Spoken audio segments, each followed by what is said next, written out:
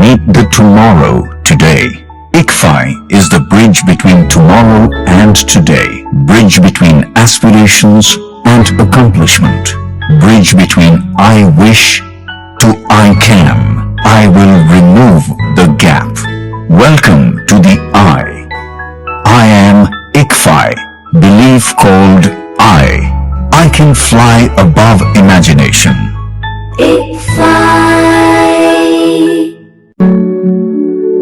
ప్రతి కళ ఇంటి నుండే మొదలు. ప్రతి ప్రయాణం వెనుక తల్లిదండ్రుల నిశ్శబ్ద త్యాగాలు. ఇది గమ్యం కాదు, ఇది మార్గం. ఇవాళ తెలివి ఒక్కటే చాలదు, క్రమశిక్షణ ఉంటే కాని విజయం దక్కదు. ప్రతి అడుగు క్రమశిక్షణతో, ప్రతి విజయం విద్యతో. మన VVIT university, absolute discipline, absolute education.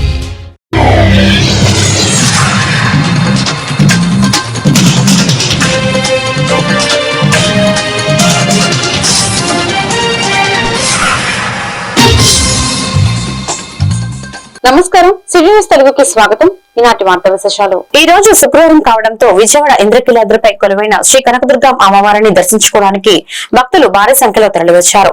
కొండపై భక్తులు రద్దీ గణనీయంగా పెరగడంతో సాధారణ భక్తులకు ఇబ్బంది కలగకుండా ఆలయ అధికారులు ప్రత్యేక ఏర్పాట్లు చేశారు. భక్తుల రద్దీని నియంత్రించుకునేందుకు అధికారులు ప్రత్యేక క్యూ లైన్లు ఏర్పాటు చేశారు.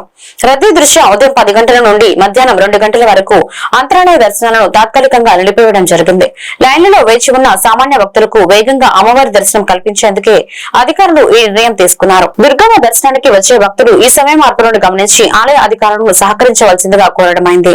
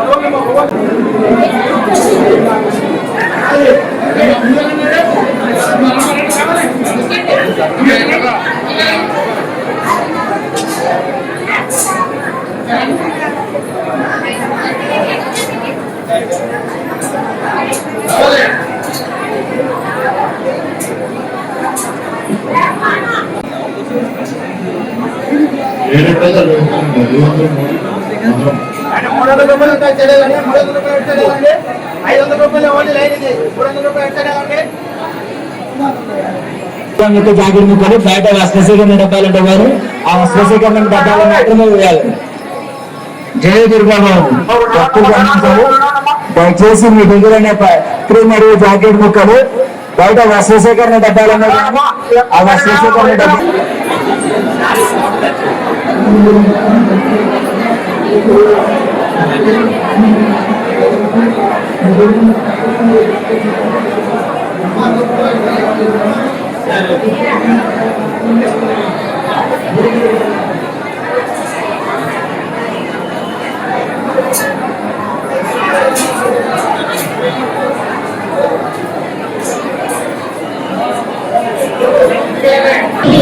మద్దాల సూరిబాబు, మీరు ఎక్కడున్నా కొండపైన పెద్దగోపురం దగ్గర మైకు ప్రచార కేంద్రీకరణ రావాలి.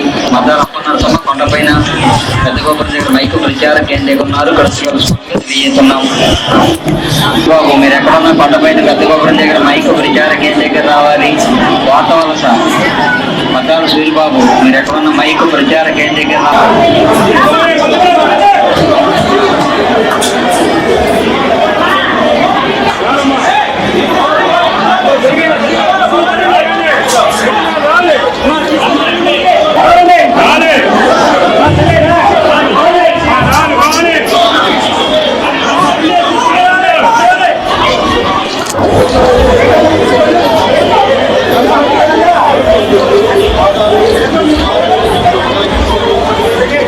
टिकट को पकड़ना 100-300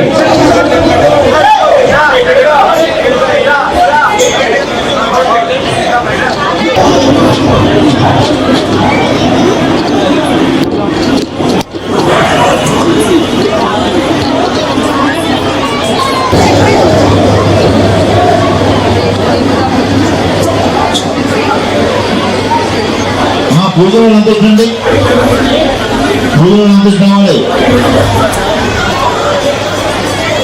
పూజ చేసి వచ్చిన వాళ్ళకి కావాలండి.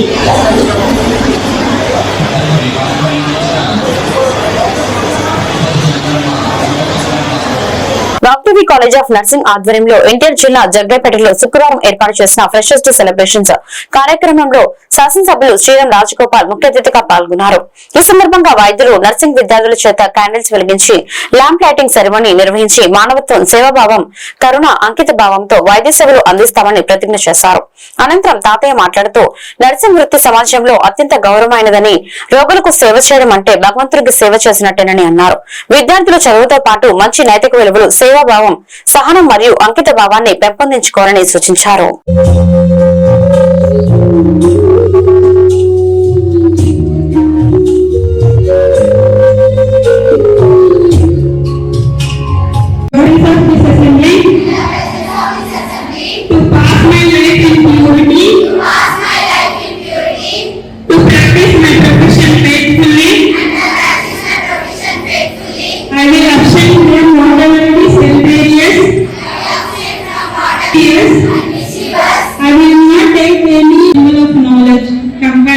Hope and service and humanity.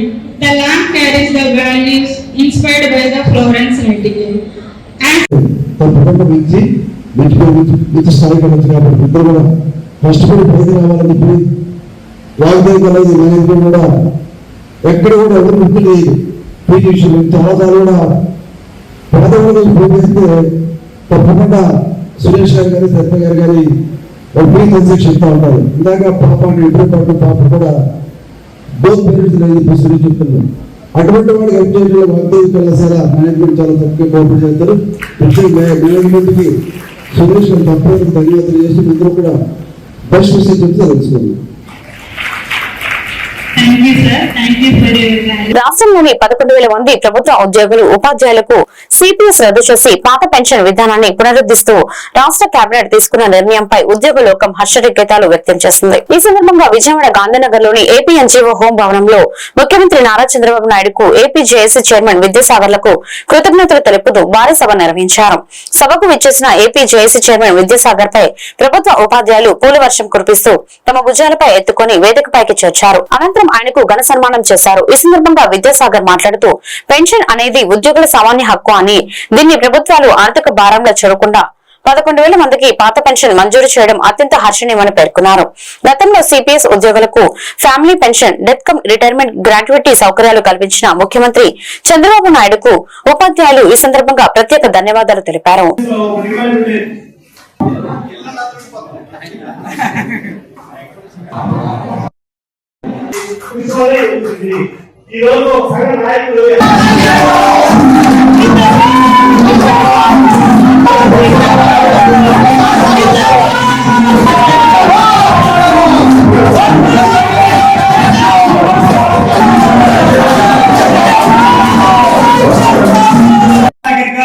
చరిత్ర పుటల్లో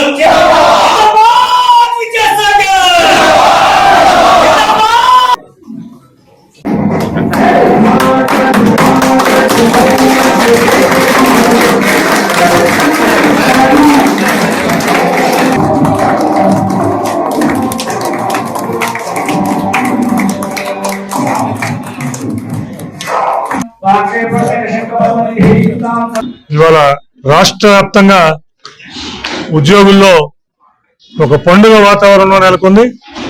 మరి ఈ వారంలోనే రాష్ట్ర ప్రభుత్వం ముఖ్యంగా ముఖ్యమంత్రి నారా చంద్రబాబు నాయుడు గారు మరి ఏదైతే కాంట్రాక్ట్ ఎంప్లాయీస్ రెగ్యులరైజేషన్ 8,000 మంది గత 3 సంవత్సరాలుగా పెండింగ్ ఉందో ఆ 8,000 మందిని రెగ్యులరైజ్ చేయడానికి ఆయన ఆమోదం తెలిపి 8,000 మందికి ఇవాళ కాంట్రాక్ట్స్ నుంచి రెగ్యులర్ కి రావడానికి మార్గాన్ని సుగమం చేసి ఆర్డర్స్ ఇవ్వడం జరిగింది.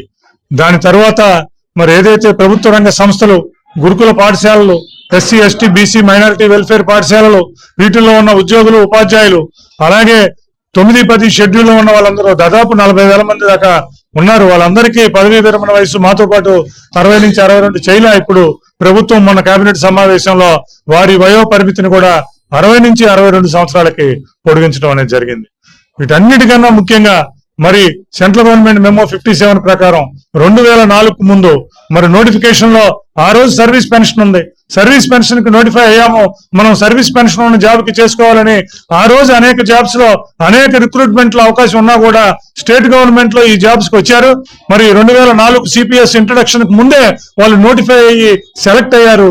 అడ్మినిస్ట్రేటివ్ డిలే వలన 2004 తర్వాత వాళ్ళందరికీ అపాయింట్మెంట్స్ ఇచ్చారు. 8,000 మంది ఇవాళ డిఎస్సి 2003 ఫారం 8,000 మంది ఉన్నారు. పోలీసులు 2,000 మంది ఉన్నారు. అలాగే ఎన్జిఓస్ గజెట్ అధికారులు దాదాపు 2,000 మంది ఉన్నారు. మొత్తం 11,000 మంది దాదాపు 20 సంవత్సరాలుగా అయ్యా మేము 2004 ముందే మేము నోటిఫై అయ్యాం, మాకు మిగిలిన ఉద్యోగులతో పాటు సర్వీస్ పెన్షన్ ఇవ్వండి అంటే మరి లేని పరిస్థితి.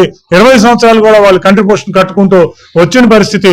2022 నుంచి సెంట్రల్ గవర్నమెంట్ గుర్తించి 57 మెమో ఇచ్చినా కూడా ఇక్కడ రాష్ట్ర ప్రభుత్వం వాటిని పెడజేవిని పెట్టిన పరిస్థితి, ఆ ఫైల్ ని రిజెక్ట్ చేసిన పరిస్థితి ఉంది. మరి ఇన్నాళ్ళకి మొన్న కేబినెట్ సమావేశంలో అది కూడా కేబినెట్ సమావేశంలో ఒక టేబుల్ ఐటమ్ గా అన్నమయ్య జిల్లా పందిలపల్లి గ్రామానికి చెందిన బాధితుడు దళిత రైతు కొమ్మర గంగాధర్ తన భూమి రెండోసారి కబ్జాకు గురైందంటూ విజయవాడ గాంధీనగర్ ప్రెస్ క్లబ్ లో కన్నీటి పర్యంతమయ్యారు. తన భార్య 4 పిల్లలతో కలిసి బ్రతికే దారిలేక ఆత్మహత్య శరణ్యమని పత్రికాముఖంగా ప్రభుత్వాన్ని వేడుకున్నారు. సర్వే నంబర్ 462A-47 లోని తన పొలాన్ని 2022లో వైసీపీ నాయకుడు ఆర్ రాజేందర్ రెడ్డి మొదటిసారి కబ్జా చేశారు. ఆనాడు టీడీపీ కార్యాలయంలో చంద్రబాబు నాయుడును కలిసి కష్టాలు చెప్పుకోగా బాబు స్పందించి ఆ భూమిని తిరిగి ఇప్పించారు. గతంలో వైసీపీలో ఉన్న అదే రాజేందర్ రెడ్డి ఇప్పుడు టీడీపీలోకి మారారని, అధికార బలంతో రెండోసారి తన భూమిని కబ్జా చేశారని గంగాధర్ ఆవేదన వ్యక్తం చేశారు. అన్యాయంపై పోరాడుతున్న తమకు ప్రాణరక్షణ కల్పించి కబ్జాకు గురైన భూమిని తిరిగి ఇప్పించి ముఖ్యమంత్రి చంద్రబాబు నాయుడు తమ కుటుంబాన్ని ఆదుకోవాలని బాధితుడు డిమాండ్ చేశారు.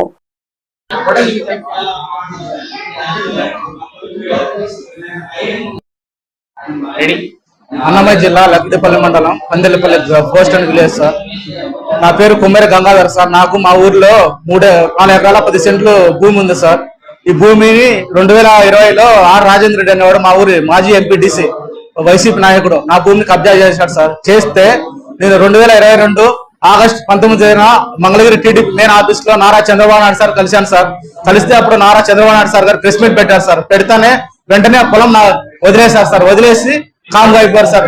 మళ్ళీ ఈ మధ్య కాలంలో ఒక 1 year కిందట ఆర్ రాజేంద్ర రెడ్డి అనేవాడు తెలుగుదేశం పార్టీలోకి వచ్చాడు సార్. వచ్చి ఆ పొలం మళ్ళీ ఇప్పుడు కొనుగోలు కింద రాయించుకొని ఎంతో డబ్బులు ఇస్తానని అంటున్నాడు సార్. ఈ విషయం కోసమై మా మినిస్టర్ మండిపల్లి రాంప్రసాద్ సార్ దగ్గరికి వెళ్ళారు సార్. వెళ్తే ఏమన్నా అంటే ఆర్ రాజేంద్ర రెడ్డి అనేవాడు అతను పంతం నెగ్గించుకోవడానికి వచ్చాడు. అతను పరువు పోయింది. ఒక రెడ్డి కదా, నీ పొలం అతనికి రాయిచ్చేసేయి, తర్వాత నా దగ్గర రాపో నీకు ఎంతో కొంత అమౌంట్ ఇస్తాడు సార్. నేను ఇవ్వనంటే నిన్ను చంపాలనుకుంటే చంద్రబాబు నాయుడు నీ పక్కన మంచం వేసుకుని పడుకుంటారా అని నా మీద లేనిపోయి చెలరేగిపోయాడు సార్ మండిపల్లి రాంప్రసాద్ రెడ్డి. ఇప్పుడు నాకు చాలా ఫుల్ ఫెజర్ పెడతాను. నా మీద లేనిపోయి కేసులు పెట్టేస్తాను సార్. నా మీద రౌడీ షీట్ కూడా కట్టేశాడు సార్ ఈ పనికి మానాడు మండిపల్లి రాంప్రసాద్ రెడ్డి. నాకు న్యాయం చేయండి సార్. ఆంధ్రప్రదేశ్ ముఖ్యమంత్రి శ్రీ నారా చంద్రబాబు నాయుడు సార్, మీరు నాకు 2022 ఆగస్టు నెల 19 నాకు హామీ ఇచ్చారు సార్. ఈ రోజు నాకు నా భార్య పిల్లలకు ప్రాణరక్షణ లేకుండా పోయింది సార్. మీరు నాకు విత్ ఇన్ 24 hours లో నాకు న్యాయం చేయండి సార్. చేయకపోతే మంగళగిరి టీడీపీ మెయిన్ ఆఫీస్ దగ్గర వచ్చి నా భార్య పిల్లలు వచ్చి పాయిజన్ తీసుకుని చనిపోతాం సార్. అలాగని మేము ఎక్కడో దూకి గీకి పార్టీ ఆఫీస్ ముందరే పాయిజన్ తీసుకుని చనిపోతాం సార్. మాకు న్యాయం చేయండి. కృష్ణా జిల్లా గుడివాడలో ముఖ్యమంత్రి సహాయనిధి చెక్కులు పంపిణీ చేసిన ఎమ్మెల్యే వెనిగొండ రాము నియోజకవర్గ పరిధిలోని 36 బాధిత కుటుంబాలకు మంజూరైన 23.40 లక్షల సీఎంఆర్ఎఫ్ చెక్కులను పంపిణీ చేశారు. ఈ సందర్భంగా ఎమ్మెల్యే రాము మాట్లాడుతూ కష్టకాలంలో ఉన్న ప్రతి కుటుంబానికి అండగా నిలవడమే కూటమి ప్రభుత్వ లక్ష్యమన్నారు. 2 ఏళ్లలో నియోజకవర్గంలో 6.59 కోట్లు మంజూరు అయిందని, ప్రజల ఆశీస్సులు కూటమి ప్రభుత్వ చిత్తశుద్ధికి నిదర్శనమన్నారు. రాష్ట్ర అభివృద్ధి కోసం సీఎం చంద్రబాబు రాత్రింబావులు కష్టపడుతున్నారని, ఆయన తపన త్యాగాలను ప్రతి ఒక్కరూ గుర్తుంచుకోవాలన్నారు.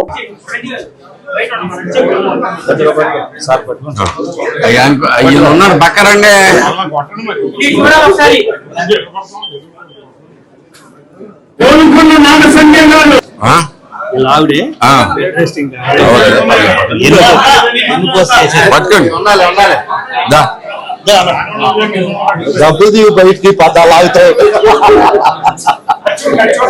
ఎవరు వేసుకుపోతారు పెట్టి చెక్కులు తీసుకున్న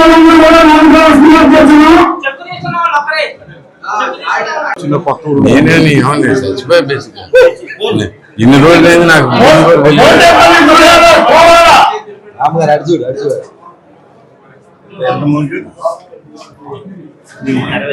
అరవై 68,000 అంట.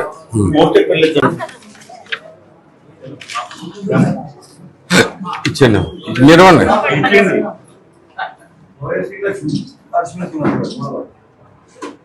శ్రీలక్ష్మి 3వ వార్డు అర్స్మిల్ శ్రీనివాస్ గారు.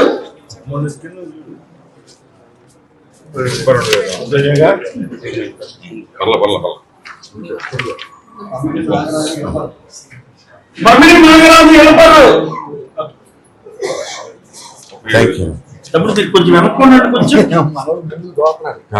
ఈ వార్తలు ఇంతతో సమాప్తం. మరొక బులెటిన్లో మళ్ళీ కలుద్దాం. నమస్కారం.